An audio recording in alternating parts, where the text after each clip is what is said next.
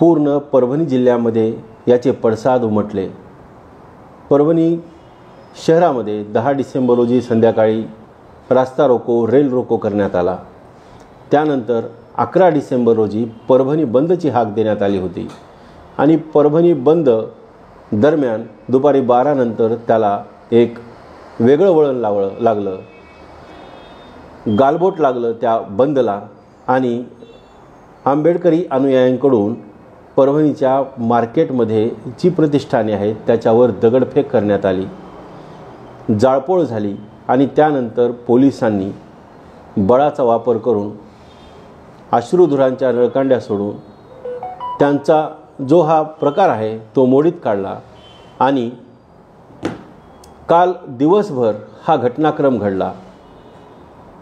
काल सायंकाळी 3 नंतर परभणी शहरामध्ये SRPच्या तुकड्या दाखल झाल्या आणि त्यानंतर परभणी शहरासह जिल्हाभरामध्ये जमावबंदीचे आदेश जिल्हाधिकाऱ्यांनी काढले। 2 दिवस घडलेल्या घटनाक्रमानंतर आजचा दिवसही पूर्णपणे जो आहे तो परभणीकरांना वेगवेगळ्या समस्यांना सामोरे जाण्यातच गेला। कारण आज सकाळी जेव्हा जनजीवन सुरळीत होईल असं वाटत होतं त्याच वेळेस व्यापाऱ्यांनी झालेल्या नुकसानीची भरपाई करून द्यावी अशी मागणी सुरू केली आणि सकाळी व्यापारी एकत्र आले। व्यापाऱ्यांनी जिल्हाधिकाऱ्यांकडे येऊन निवेदन दिलं आणि सांगितलं की बंदमध्ये आम्ही 100% सहभागी होतो, आमची दुकाने बंद होती, पण असे असताना देखील आंबेडकरी अनुयायांकडून आमच्या दुकानांची तोडफोड झाली, CCTV फोडण्यात आले, लाईटचे मीटर फोडण्यात आले, जे बोर्ड होते, बॅनर होते ते फोडण्यात आले। आता या नुकसानीची भरपाई कोण देणार? दुकानासमोर लावलेल्या गाड्यांची तोडफोड करण्यात आली, कार असतील किंवा मोटरसायकल असतील यांची तोडफोड करण्यात आली, जे दुकानावर काच होते त्या काच फोडण्यात आली आणि हा सर्व प्रकार झाल्यानंतर व्यापाऱ्यांचं प्रचंड नुकसान झालं आहे आणि हे नुकसान कोण भरून देणार असा सवाल थेट व्यापाऱ्यांनी जिल्हाधिकाऱ्यांकडे उपस्थित केला। जिल्हाधिकाऱ्यांच्या दालनामध्ये व्यापारी आणि जिल्हाधिकारी आणि पोलीस प्रशासन यांची संयुक्त बैठक संपन्न झाली आणि या बैठकीमध्ये व्यापाऱ्यांनी सर्वच आपलं घरानं जिल्हाधिकाऱ्यांसमोर मांडलं। सर्व व्यापाऱ्यांनी हे देखील मांडलं की जिल्हा प्रशासनाच्या हलगर्जीपणामुळे जे आहे ते हा बंद म्हणजे हे नुकसान झालेलं आहे।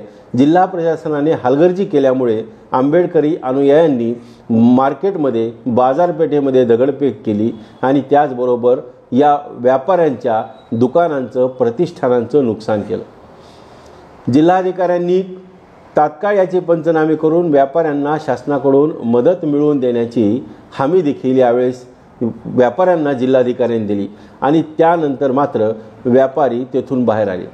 पण व्यापाऱ्यांनी आपली दुकाने उघडलीच नाहीत, कारण व्यापाऱ्यांनी आता ठरवलं होतं की आपल्याला कसल्याही परिस्थितीमध्ये मदत मिळाली पाहिजे, कारण आपली चूक नसताना आपल्या दुकानांची तोडफोड झालेली आहे। आणि या दरम्यान दुपारी 1:30च्या दरम्यान भाजप आमदार मेघना बोर्डीकर यांनी पुन्हा एकदा पत्रकार परिषद घेतली आणि या पत्रकार परिषदेमध्ये हा जो प्रकार झालेला आहे याला राजकीय रंग देण्याचा प्रयत्न केला। त्यांनी थेट महाविकास आघाडीचे शिवसेना उद्धव बाळासाहेब ठाकरे गटाचे खासदार संजय जाधव आणि राष्ट्रवादी शरद पवार गटाच्या खासदार फौजिया खान यांच्यावर आरोप केले। कारण 10 डिसेंबर रोजी सकाळी हिंदूंचा सकल हिंदू समाजाचा मूक मोर्चा निघाला होता आणि हा मूक मोर्चा दुपारी 1 वाजता संपला आणि संध्याकाळी 4:30 वाजता ह्या विटंबनेची घटना घडली। त्यामुळे महाविकास आघाडीचे हे दोन्ही खासदार असे म्हणत होते की यामागे कुठेतरी सत्ताधाऱ्यांचा हात आहे आणि त्यामुळेच असं झालेलं आहे। त्यामुळे भाजप आमदार मेघना बोर्डीकर यांनी त्यांचे हे आरोप धुडकावून लावले। उलट या दोन्ही खासदारांवर गुन्हा दाखल करा, यांची चौकशी करा अशी मागणी मेघना बोर्डीकर यांनी पत्रकार परिषद घेऊन दिली। दुसरीकडे महाविकास आघाडीच्या नेत्यांकडूनही हे सरकारचं षडयंत्र असू शकतं असं देखील बोललं जात आहे। त्यामध्येच आज पुन्हा सायंकाळच्या दरम्यान विधान परिषदेचे विरोधी पक्षनेते अंबादास दानवे हे परभणी येथे आले होते। त्यांनी या नुकसान झालेल्या भागाची पाहणी केली, व्यापाऱ्यांशी संवाद साधला, व्यापाऱ्यांना विनंती केली की येणाऱ्या 16 तारखेपासून जे आहे ते अधिवेशन सुरू होत आहे नागपूर येथे, आणि या हिवाळी अधिवेशनामध्ये परभणीमध्ये झालेल्या दगडफेकीनंतर प्रशासनाच्या कुचकामी धोरणामुळे प्रशासनाने योग्य निर्णय न घेतल्यामुळे व्यापाऱ्यांचं नुकसान झालेलं आहे आणि या व्यापाऱ्यांना मदत मिळवून देण्यासंदर्भात आम्ही अधिवेशनामध्ये आवाज उठवू असे आश्वासन अंबादास दानवे यांनी व्यापाऱ्यांना दिले। त्याचबरोबर जिल्हा प्रशासनाला तात्काळ याचे पंचनामे करून याचा अहवाल 2 दिवसात शासनाकडे पाठविण्यासंदर्भात सूचना देखील केल्या आणि जिल्हाधिकाऱ्यांनी देखील 2 दिवसामध्ये या संबंध नुकसानीचे पंचनामे करून शासनाकडे याचा अहवाल पाठविण्याचे आश्वासन दिले आहे आणि त्याप्रमाणे जिल्हाधिकाऱ्यांनी वेगवेगळ्या टीम करून कामही सुरू केले आहे। अंबादास दानवे आणि परभणी विधानसभा मतदारसंघाचे आमदार डॉक्टर राहुल पाटील यांनी व्यापाऱ्यांना आश्वासन दिल्यामुळे व्यापाऱ्यांनी आपला बंद मागे घेतला। पण मागे बंद जरी घेतला असला तरी दुपारी 5 नंतर जिल्हाधिकाऱ्यांनी दिलेल्या आदेशानुसार परभणी तहसीलचे कर्मचारी आणि महानगरपालिकेचे कर्मचारी यांची संयुक्त अशा वेगवेगळ्या टीम करण्यात आल्या आणि ते सध्या बाजारपेठेमध्ये फिरून ज्यांचं नुकसान झालेलं आहे त्यांची नुकसान भरपाई म्हणजे नुकसान किती झालं आहे, त्यांचं नाव आणि काय नुकसान झालं आणि किती रकमेचं नुकसान झालं याचा संबंध अहवाल तयार करत आहेत। आता हा अहवाल उद्या दिवसभर देखील चालणार आहे आणि हा संबंध अहवाल तयार केल्यानंतर किती नुकसान झालं आणि या नुकसानीची एक आकडेवारी काढून शासनाकडे ही नुकसान भरपाई मिळवून देण्यासंदर्भात प्रयत्न केला जाणार असल्याचे देखील जिल्हाधिकाऱ्यांनी सांगितले आहे। एवढं सगळं होत असताना परभणी शहरातील नागरिक मात्र वेगवेगळ्या समस्यांनी पछाडलेले होते, कारण नागरिकांना जे आहे ते मागील 4 दिवसापासून परभणीची बाजारपेठ बंद आहे। 4 दिवस झालं परभणीची बाजारपेठ बंद असल्यामुळे नागरिकांना आपल्या ज्या दैनंदिन गरजा आहेत, ज्या काही वस्तू घ्यायच्या आहेत किंवा अन्य खरेदी करायची आहे किंवा ज्या जीवनावश्यक वस्तू आहेत ह्या देखील मिळण्यासाठी त्यांना प्रचंड कष्ट घ्यावे लागत आहेत आणि अशा परिस्थितीत उद्या तरी हा बंद उठेल की नाही याची शाश्वती परभणीकरांना होती, पण व्यापाऱ्यांनी आज बंद संपला असं जाहीर केलं आहे। पण असं असलं तरी व्यापाऱ्यांनी जिल्हा प्रशासनाला उद्या संध्याकाळी 5 वाजेपर्यंतचा वेळ दिलेला आहे। उद्या संध्याकाळी 5 वाजेपर्यंत हे पंचनामे पूर्ण करून व्यापाऱ्यांना याची प्रत जेव्हा दिली जाईल तरच हे मागे घेतलेलं आंदोलन थांबेल, अन्यथा पुन्हा बेमुदत बंद करण्याचा इशारा यावेळी व्यापाऱ्यांनी दिला आहे। त्यामुळे व्यापारी आणि जिल्हा प्रशासन यांच्यामध्ये दिवसभर संवाद साधला गेला आणि त्यावर तोडगा मात्र संध्याकाळी 5 वाजता निघाला आणि 5 नंतर मात्र परभणी शहरातील दुकाने उघडण्यास सुरुवात झाली।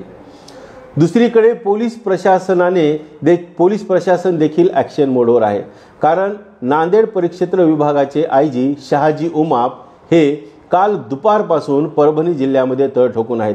त्यांनी काल रात्री परभणी येथेच मुक्काम केला आणि या संबंध परिस्थिती ते स्वतः हाताळत आहेत। काल दुपारी ते जेव्हा परभणीमध्ये आले 2 वाजता त्याच्यानंतरच परभणी शहरामध्ये जी कायदा आणि सुव्यवस्था बिघडली होती ती पूर्ववत येण्यास मदत झाली। स्वतः आयजी शहाजी उमाप रस्त्यावर उतरले आणि त्यांनी आंदोलकांना चोप द्यायला सुरुवात केली आणि त्यानंतरच ही परिस्थिती पूर्ण निवळली। त्यामुळे आयजी शहाजी उमाप हे आजही दिवसभर परभणीमध्ये तळठोकून होते। काल आणि आज मिळून जवळपास 7 ते 8 FIR वेगवेगळ्या पोलीस ठाण्यामध्ये या आंदोलकांवर करण्यात आलेले आहेत। त्यानंतर जवळपास 50 महिला आणि पुरुष मिळून जवळपास 50 जणांना पकडण्यात आलेलं आहे आणि त्या 50 जणांना आज परभणीच्या कोर्टामध्ये हजर देखील करण्यात आलेलं आहे। हे एवढं असलं तरी आणखीन पुन्हा मोठ्या संख्येने जे या आंदोलनात सहभागी होते, ज्यांनी तोडफोड केली अशा सर्वांनाच आयडेंटिफाय करून वेगवेगळे जे व्हिडिओ आहेत त्या व्हिडिओच्या माध्यमातून त्या नागरिकांना आयडेंटिफाय करून त्यांना उचलण्याचं काम सध्या पोलीस प्रशासन करत आहे। एकीकडे जिल्हाधिकारी कायदा म्हणजे जनजीवन सुरळीत करण्याचा प्रयत्न करत आहेत, व्यापाऱ्यांचं नुकसान भरपाई कशी मिळेल आणि हे कसं सुरळीत होईल याचा प्रयत्न करत आहेत. तर दुसरीकडे मात्र पोलीस प्रशासन हे जे काही कृत्य घडलेलं आहे, ही जी काही तोडफोड झालेली आहे आणि ही जे काय म्हणजे ज्यांनी कायदा हातात घेतलेला आहे, या सर्वांना शासन करण्यासाठी प्रयत्न करत आहे. दोन्ही बाजूने महसूल प्रशासन आणि पोलीस प्रशासन कामाला लागलं आहे. त्याचबरोबर दिवसभर विरोधी पक्षनेते अंबादास दानवे यांनी भेट दिली, तर त्याचबरोबर राष्ट्रीय समाज पक्षाचे अध्यक्ष महादेव जानकर यांनी देखील सायंकाळी 6च्या दरम्यान परभणी येथे येऊन जिल्हाधिकाऱ्यांची भेट घेतली. जिल्हाधिकाऱ्यांना त्यांनी सूचना केल्या की या व्यापाऱ्यांचं जे नुकसान झालेलं आहे, हे नुकसान कसं मिळवून देता येईल यासाठी प्रयत्न करावे. त्याचबरोबर आंबेडकरी जनतेला देखील आवाहन केलेलं आहे की आपण शांततेने घ्यावं, संयमानं घ्यावं, अशा प्रकारचं आवाहन त्यांनी केलं. त्याचबरोबर राष्ट्रवादी काँग्रेसचे आमदार राजेश विटेकर यांनी देखील व्यापाऱ्यांशी संवाद साधला. सत्ताधारी पक्षातील आमदार असो की विरोधी पक्षातील आमदार असो, या सर्वांनी व्यापाऱ्यांशी संवाद साधला. त्याचबरोबर प्रशासनाशी संवाद साधला आणि कसं परभणीचं जनजीवन सुरळीत होईल यासाठी प्रयत्न केले आहेत. पण असे असले तरी आजचा दिवस जरी संध्याकाळपर्यंत हे सर्व घडामोडी घडल्या असल्या तरी उद्या आणखीन काय होईल हे सांगता येत नाही. कारण व्यापाऱ्यांना जसा पंचनामे हवे आहेत तसे पंचनामे जिल्हा प्रशासन करेल का?